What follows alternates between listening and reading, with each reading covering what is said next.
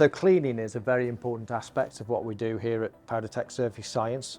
So how do we measure the cleanliness of a surface?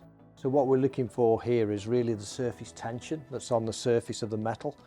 We want a really high surface energy. We want to allow either the coating or the adhesive to spread and wet that surface. So we use a series of inks that go from low surface energy to high surface energy. We simply spread them on the surface.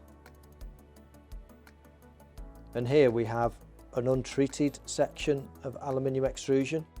And with a 56 dyne ink we see beading, and then on a clean surface we see a lovely spread and wetting of that liquid, which is exactly what we want the adhesive to do, to wet and grab on that surface.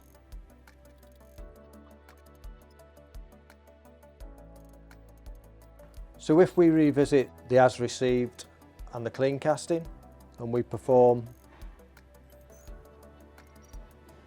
the same test with the 56 dyne ink, we see beading on the as received component,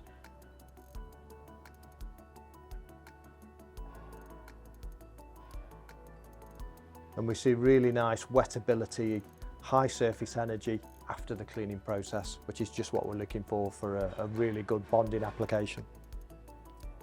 The first thing that we do is we look at the incoming parts, and we use a machine called a UV fluorescence piece of equipment. This is by CETA. So what this basically does is measures organic contamination on the surface. So we simply put the probe on, we get a reading, we walk around the part, and what this gives us is an idea of not only how much contamination on, but what the variability is like around the part. So we see some numbers here ranging from 700, 2000, 1400. So what we see, typical of a die cast part, is a lot of dye release agent that's on there, which gives it a greasy finish, not ideal for bonding or coating applications. So if we now move over to a part that has been through the cleaning process and measure that with the fluorescence meter, again, very quick, simple process. We walk it around the part to get an idea of that spread of cleanliness.